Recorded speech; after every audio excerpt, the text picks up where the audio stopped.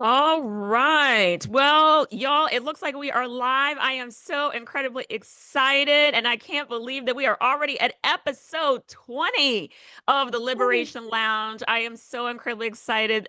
April Joy here, host of the Liberation Lounge, where we have real talk with real women. And I am so incredibly excited about today's conversation with a woman that I've known for years, actually. Mhm. And we had an opportunity to reconnect unbeknownst to me.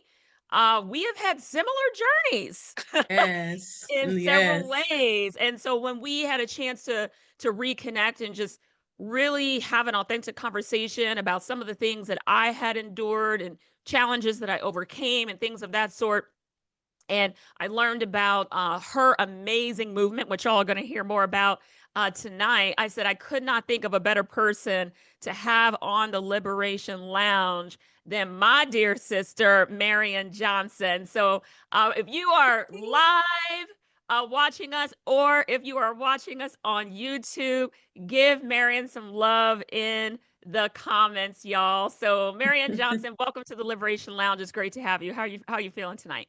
I am feeling great. It's a beautiful day here in Cincinnati. We finally made it to the 80s. For most, Finally. I think we might be peaking over to summer, but most importantly, I've just been on cloud 10 all day because I love what you are doing, April, with the Liberation Lounge. And like you said, first of all, I just want to affirm you for just overcoming so much and coming back, just redefining yourself. So thank you so Yes. much for having me. I truly appreciate you. Awesome. Well, I appreciate you and thank you so much for taking time out of your busy schedule to bless our listeners today. And so I'd love to just get started with a brief Yeah, introduction and just, you could just let folks know a little bit more about you, your journey, what you do, great. what you're passionate about. I think that's a good place for us to start. Okay. Well, hello, everyone. My name is Marion Johnson. I'm the founder and CEO of RedefineMe Movement, where I help Black professional women of faith reclaim and redefine their lives in the aftermath of loss and life transitions. I do that by personalized support, personalized guidance, compassionate support, as well as self discovery tools. One of those tools is my healing initiative, Redefine Your Healing Initiative, which is my group coaching program, which we proudly have almost 70 graduates of my group coaching program. These women are doing some amazing things. I've been in women's empowerment for almost over 30 years, I think. Over 30 years. And it's what I do. You know, I love one of my redefining and aha moments is and my fuel, one of my fuels in life is to see women transform, to Hmm. go from lost to found, to go from bound to liberated, Hmm. come Hmm. to go from not having clarity to having redefinition in their life. So I love it. I love it.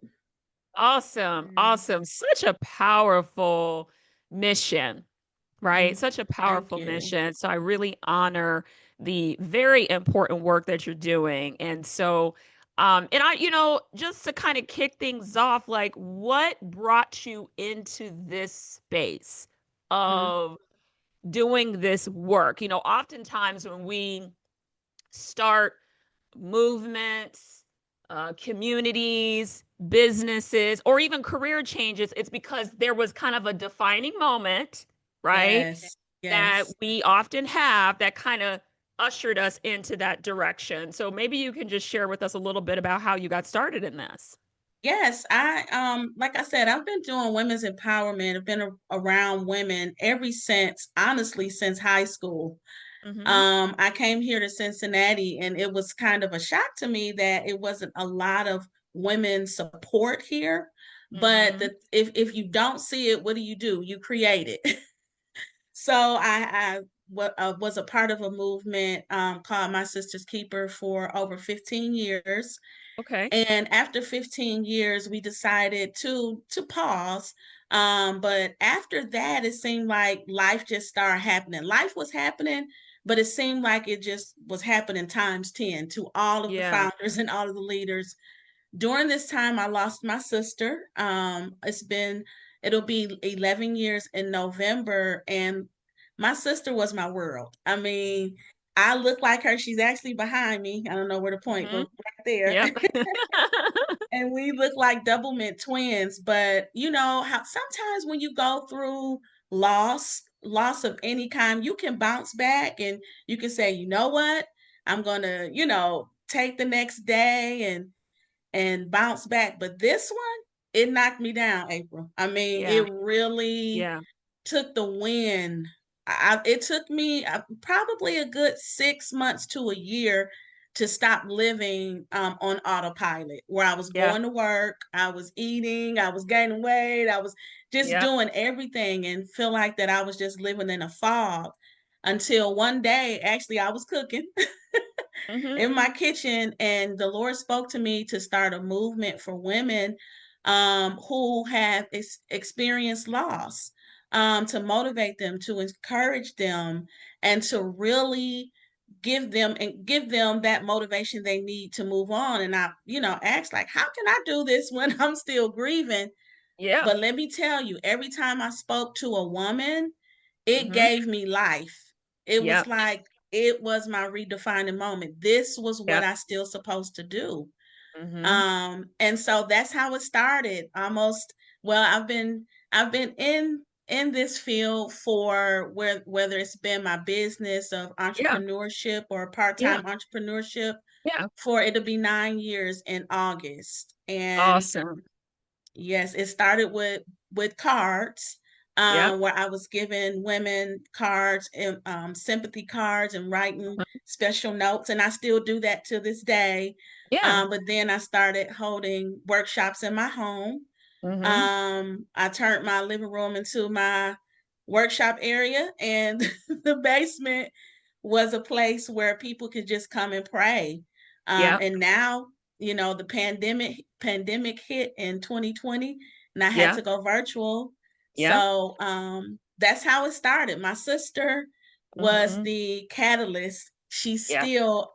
I have women that have received the Leslie D. Johnson Award on her behalf, but this is how I continue to let her legacy live. I love that. That is so beautiful. That is Thank so you. beautiful. And for those that are listening, we have to get good at paying attention to what I call the whispers, Mm, right? And so I'm very grateful that you paid attention to the whisper when it came and acted yes. upon that and have continued to build upon that, because the number of women that are being impacted by your work and your calling, really, right, Mm-hmm. is so critical. I think we often underestimate the importance that we have in other people's lives. And Yes. other people are tied to our destiny, That's so true. and ours is tied to theirs. And so Mm-hmm. it's very intentional when we feel called to move into a certain space. It's because there are truly other people that need us. In my first book, I called it gifts, right? It's like, well, they're called gifts because you're supposed to give them, right? Yes. Mm-hmm. Right? They're not for you, they're for somebody else, actually.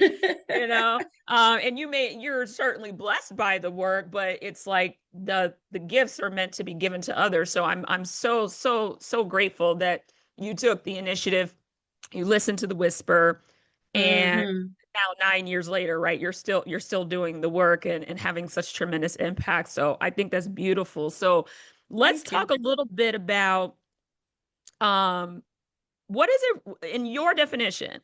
What does Mm-hmm. it truly mean to redefine me? Right? Since that's what you're all Mm-hmm. about, especially for, Yes. Black professional women of faith, which I know that is your focus, and how they're kind of maybe navigating professional spaces, how they're navigating maybe new personal spaces that they are in. What does redefine me really mean in your definition? Yes.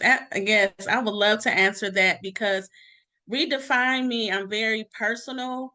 It's very personal to me, Mhm. because I had to find what made me, um what am I passionate about, Yeah. Yeah. so that's what it means to redefine me. Even when you go through loss, you can still find your greatest purpose through loss.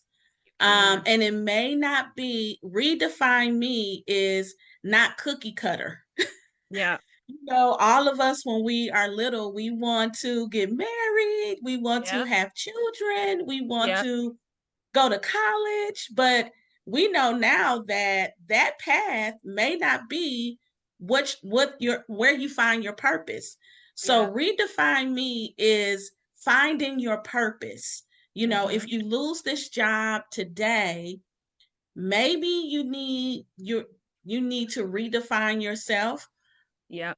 and outreach. Yeah. That's what happened to me. Yeah. My an example for my life is I had that dream of Mhm. being a mom, Yeah. that picket fence, white picket Mhm. fence, and I had to have a redefining moment and connect with my support system, because I realized the older that I got, the more likely it was that I wasn't going to be able to naturally birth children. Yeah. And so I had a breakthrough moment. I had a breakthrough moment Mhm. that I have to redefine what mothering and nurturing looked to me. So I Yes. always say that I am a proud momty, Mhm. specifically to my nephew, my sister's youngest son. Yep. And Mhm. I love it. I never thought that. Now, don't get me wrong, you will have some hard days. Yep. Mother's Day was a trigger for me. It was Mhm. a trigger for me for a very long time, but now I embrace it. I Yep. get myself Mother's Day gifts. I redefine what mothering looked like to me. And to all of Yes. my nieces and nephews, I cherish that time. And I also nurture gifts in other women that may not be able to find those gifts within themselves when Mhm. they have some things stripped away from them. So that's what redefined me, finding your passion, your purpose, what keeps you up at night, even though it Mhm. doesn't look like how you want it to look, Yep. or you may have that devastating blow, but Mhm. just know that redefinition means to look at it from a different perspective. So good. So how can I look at this from a different perspective? Have your day to cry, let it out. I Yep. say, don't hide those feelings, Yep. let those feelings go.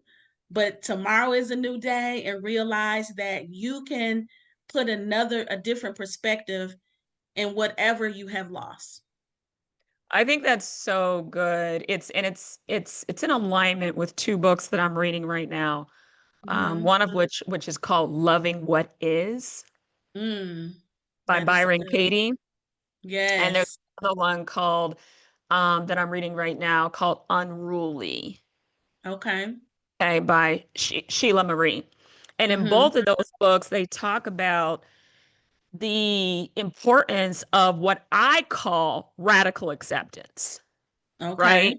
Mm-hmm. And that's what, to me, that's what's ringing true to me that you're talking about, is that radical acceptance. And um, Sheila Marie talks about this in Unruly, where she got to a similar place that you did and Mm-hmm. that I did, right? Yes. Where it's like, okay, this may not happen in the way that I thought that it might happen, right? Mm-hmm. Um, and and I and That's I and I, good. and I got to radical acceptance pretty quickly, actually. But it's still that reckoning, right? And it's Mm-hmm. and I love what you call your movement about redefining, because it really was redefining outside of the societal norms by which we have been conditioned to fall into, Come right? on. Yes. And That is so that's good. what Sheila Marie talks about in Unruly. She says, we have to understand that we have been conditioned to fit into these boxes, right? Mm-hmm. Into these boxes. And the cultural norms were created by mostly by people who don't look like us. Right. That is so Um, true. Right? And so so I mean, and we could go down a deep rabbit hole on that, but that's what she talks about. So I really love what you're saying. So ladies and our allied gentlemen and Mhm. everybody else in between who's having conversations with themselves, right? And that's the reason Mhm. why I love this show is because we I love to talk about the topics that everybody's thinking but people aren't saying, right? Yes. Yes. And the reality is that the cultural norms by which society has conditioned us all to kind of neatly fit into, Fit into. Mhm. uh, it often for some of us doesn't look like that. Right. That is so It doesn't true. look like that. And so I absolutely love what you're talking about because, I look at, women like, Oprah. And I Mhm. mean, she's mothering thousands of girls in Africa, Mhm. right? And that's where she found her nurturing. Right. That was a decision that she made. And so regardless of what that looks like for you ladies who are chiming in, Mhm. find that thing. And we're talking about, mothering, but that could be anything, right? Right. You might have a knack for a certain skill or talent that you have, and everybody thinks it fits into this box, but if that box is not for you, then you find another way by which you can express that, Yes. Absolutely. right? That is so good. And so Yeah. that's I really love what you're talking about here. So, you know, um, I want to talk about this thing where, and Sheila Marie talks about this in Unruly. By the Mhm. way, Black professional women of faith, you must read Unruly. I Okay. have to get it. I Uh, just made a mental note. yeah, because she's got some good nuggets in there. She's got some good Mm. nuggets in there. And she talks about the pressure that we Mm. experience as women, especially as Black women, to be the strong Black woman, Yeah. right? Woo. Um, I'm glad you put it in quotes. That right? it's just not like that. We got to be the ones to lift up our communities and lift up our Yeah. Black men. And we always got to be the ones like, lifting. And that load is heavy, Heavy. It's very y'all. heavy. It is Mhm. heavy. And so, how do you coach women and give them permission to not always be the strong Black woman? Okay. Mhm. And just, it's like, you don't have to be strong all the time. Like, how do you help them really grasp that concept? I encourage most of my clients first, like, it starts with me. Mhm. And being intentional about the choices that I make and Yeah. being intentional about self-care. Knowing Yeah. that self-care is not just about getting your hair done. It's not, I mean, which is good, getting your Yeah. hair done, your nails and all of that, but really making that taking what my friends and what I call a pulse check, Mm. you know, internal pulse check-ins, listening to your body. When we Yeah. were younger, we really didn't. I mean, and I can only speak for me. When I was younger, I didn't really listen to my body. We just went out party, till 3 in the morning, got up at Yeah. 7, went to school. But now, get closer to 50, and even in my 40s, I had to take an internal pulse check because you cannot pour from an empty cup. I mean, It's the I know truth. that it sounds cliche, but you can't pour from an empty cup. Mm. So being that Black strong women title Mhm. is not a badge of honor. Yeah. It's a definition or it's an immediate allowing yourself permission to go on autopilot, Yeah. and until you are tapped out, you're exhausted. But before you get to that point, take that internal pulse check, Mhm. see how your body is feeling, have those boundaries. Yes. A boundary that you can do is that I implemented here recently is my do not disturb. I cannot be strong for anybody else today. I have an automatic do not disturb. And I also do little things around my house, like have my tea, watch my Mhm. favorite movie.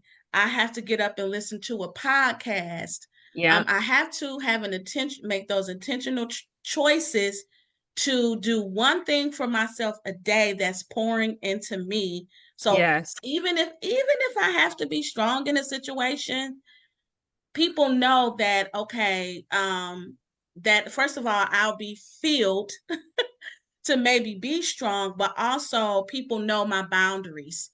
And Yeah. I guess the last thing is be open to speak your boundaries and don't feel selfish about speaking your boundaries. Um, Yes. Even if it is giving yourself a little me time, you Yep. know, and I know that, I'm single, you're single, and things Mhm. like that. And we may have some moms that's listening. Mhm. All of my friends, I'm learning because all of my inner circle friends, they are Mhm. married with children, multiple Yep. children. Mhm. Mhm. And they have their me time. They take Yep. their naps. And I'm not speaking from, well, she's single, she don't know. No, all of my friends are married and Yep. they are very strict about their, not strict, but they openly speak their boundaries to their spouse to Yep. where now, and their children's to where now they honor that. Yes. So as soon as you can honor your boundaries, that's when the people around you will know what your boundaries are and they will honor it as well. That So, is yes. so good. And we all can take a page out of that book Hmm. to help us to just have greater peace. And I know I don't even think I had any boundaries, Yeah. like zero, Hmm. until I Me became too. single again. Yeah. Like real talk, if I Really? think about how I Wow. operated in my business, if I think about how Hmm. I interacted with family when it came to caregiving for my mom, when I think Hmm. about what I tolerated in my marriage, when I think about how I was treated in Hmm. just different like circumstances, I Yeah. didn't realize how much I was allowing. I Wow. really didn't. And Hmm. that's the reason why I love how Sheila Prince talks about this in Unruly, because she says, we, especially as women, have been conditioned to be seen and not heard, and Hmm. we have been conditioned to carry the load. And Right. so, because we're strong, right? Hmm. And I remember a conversation that I had with a sibling right around the time when I was divorced and my life was just turned obviously completely upside down, starting Hmm. over. And we had a disagreement about something. And I said, Right. you know what? It's all right. I'll figure it out. And you Mm. know what my sibling said? You know what, April, you will, because you always do. Wow. So there was like this assumption Assumption. Hmm. of she's gonna be fine because she always is. Right. And I think that was like my one of my first times that I actually began to set a boundary with a sibling, right? Yes. Uh-huh. Where it was like, "Oh no, you're not allowed to talk to me like that." Right. Like I have feelings, I have emotions, and I'm setting a boundary today that maybe I hadn't in the past because I honestly just didn't know any better. Yes. But now that I do, when you know better, you do better, When you, yeah. Yeah. right? And so Hmm. no, and so now that I do, um, we're like, no, that's not going to be okay. So now our interaction is very different, and it has taken time for this sibling to get accustomed to the April with boundaries, With because boundaries. Yeah. I have been the Totally April that has different. has just gone along with everything to keep the peace, Yes. right? Yeah. To keep the peace. And it's very empowering, I think, when women begin to take that stand. And ladies, you may have to take that stand at work. You may Hmm. have to take that stand in terms of the types of clients that you take on. It's Exactly. okay to say no to a client. All money is not good, right? Yes. You may have to take that stand in a kind and gracious and loving way, but you may have to Hmm. take that stand with a boss. You may have to take that stand with a coworker. You may have to take that stand with a guy on the street who, physically accosts you because he feels like he can, right? Yes. Hmm. And so these are really important things that we've got to understand when it comes to how we're showing up, Hmm. right? But just know that if you were like me and you didn't have any boundaries for 40 some years, right? If you were like me, understand that it's not your fault because this is societal conditioning. It is. And yes, we have to recondition. It's Yes. we just talked about this in one of our sessions, to where we have been conditioned to put our desires on the back burner, especially Big women of time. faith. Big time. Oh, big We time. Yes, to Yes. where we cannot state our desires. And I think now the movement, the RedefineMe movement, the Liberation Lounge, Yes. is really a place. I'm so glad that we exist to know that your ladies, your desires matter. What you want Yes.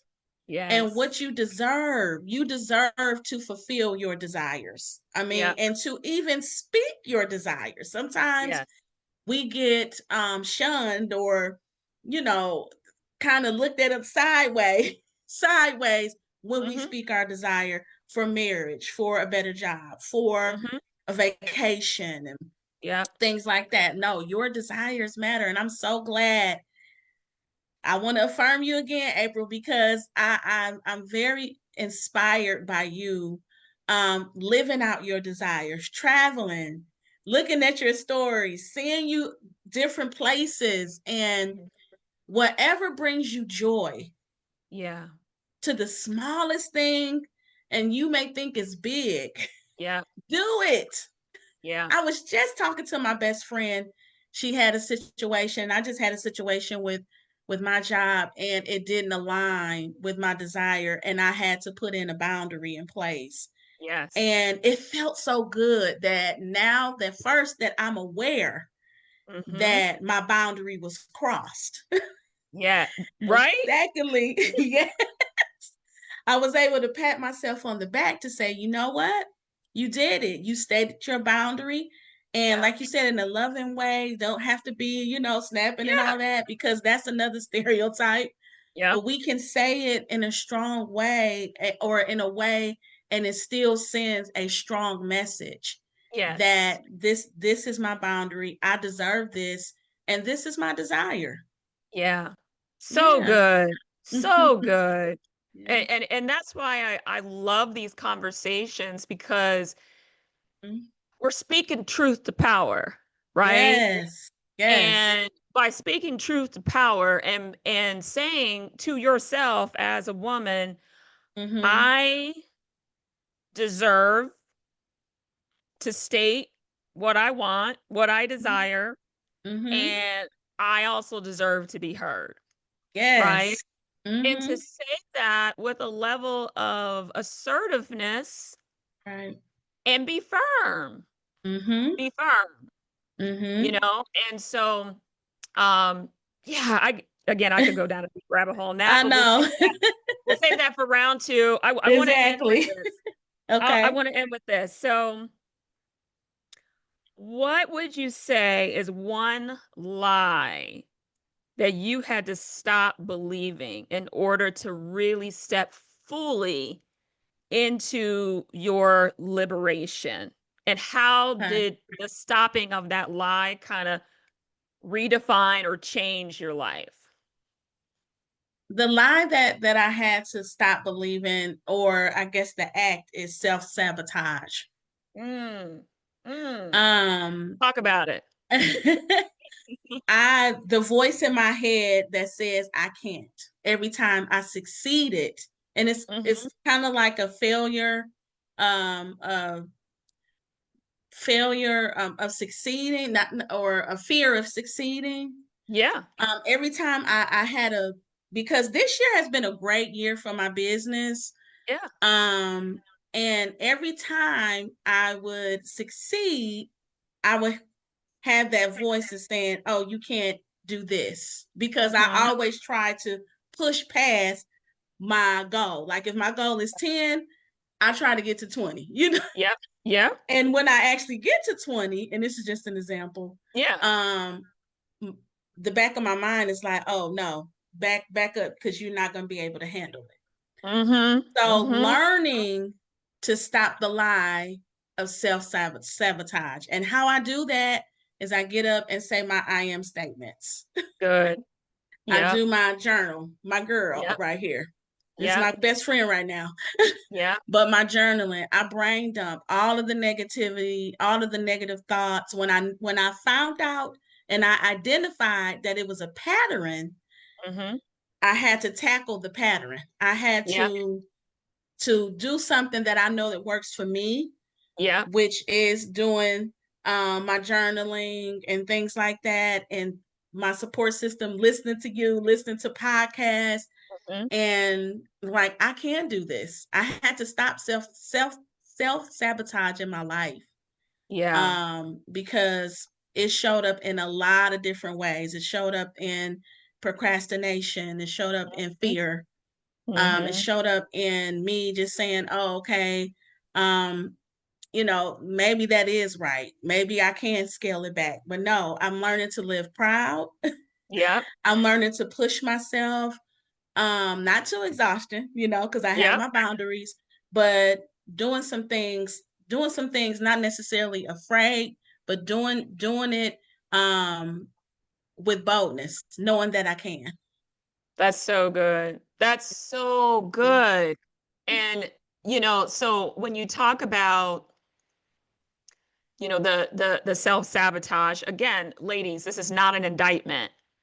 A lot of Yes. us have done it through social conditioning, but we've got to unlearn what we have been taught, Right. right? We've got Right. to unlearn it. And Right. that's what this whole self-discovery, liberation, redefine me is about. Mm-hmm. It's a lot of it is unlearning these innate things that we picked up really when we were young girls, Right. right? Even little things that we don't even realize. Like I remember when I was in grade school, high school, there was like this thing where like the boys were good at math and the girls weren't, right? It Mm. was talked about. Like, Mm-hmm. oh yeah, the guys always get really good grades in the hard math classes, and the girls are really good at, you know, um, reading and writing and, like liberal arts type things. Right. And so I didn't realize that I had grown up with that, right? And then when I was in college, I'll never forget it. I got my first F ever, Wow. and it Mm-hmm. was in calculus, Okay. and I was in the business school, so I had to pass the class to get out of school, right? To Right. graduate. And it was like that little thing was playing in the back of my mind of girls aren't good at math. Girls aren't good at math. See, it was like Mm. it was affirming. Yes. See, girls are not good at math. You got your first F and you got your first F in a math class, right? So it was like that voice was reaffirming what I had been taught. And I had to unlearn that. I had Mm-hmm. to unlearn it. And I remember having a conversation with my mom, and my mom was like, April, you're going to go to every office hour, every study Mm. group, like everything that you have to do in order to like get through this because you've never gotten an F a day in your life, right? Wow. Mm-hmm. And so that's what I did. I was like, okay, I'm going to go to all the study groups. I'm going to go to all the professors' office hours. And so I got an F on the midterm and then I aced the final. I was out of the class with a C, right? I was Good. like, I'm done with calculus, I know right? that's right. But I had to ace it in order to get out of the Yes. class, you know? Mm. And so that just goes to show you to go from an F to an A An A. in one semester, that there Wow. was clearly just some programming that Yes. had to get undone. It wasn't that I couldn't learn the material. Clearly I could because Mm-hmm. I got an A on the final, Mm-hmm. right?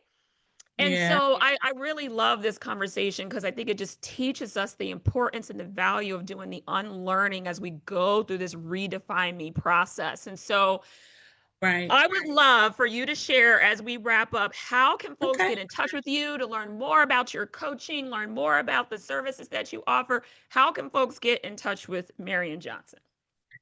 They can get in touch with me by visiting RedefineMeMovement.org. We have a big event coming up in August, our 9th year anniversary luncheon. Woo, woo, woo. Awesome. So, yes, Redefine Me Movement. They can find all about my coaching services, group coaching, one on one, and about our upcoming luncheon. Fantastic. And we will Yes. drop that link, Marion, as this goes live, drop that Okay. in the comments, okay? And then Okay. we will go ahead and be sure that everybody has that link. So ladies, please take advantage of that. It's going to be so empowering for you, and get in touch with Marion for the amazing work that she is doing. And so, y'all, with that, episode 20 is a wrap. Woo! I Okay. love this. This was Marion, thank you amazing. so much for this beautiful conversation, for the work that you've been doing to uplift women and to really begin to help them to redefine what life Yes. can really look like, what success can really look like, and that we can begin to break out of these societal norms and these things that we've been taught, and to really just embrace this journey that we're on with joy, peace, abundance, and happiness. Because guess what, ladies? You deserve it. You Yes. deserve it. All Absolutely. right. So, Marion, thank Thank you so much. I you. appreciate you. You have an amazing evening. And we will see all of y'all next week for episode 21. Take care. Take Thank charge. you. Bye Bye for bye. now. All right. Bye.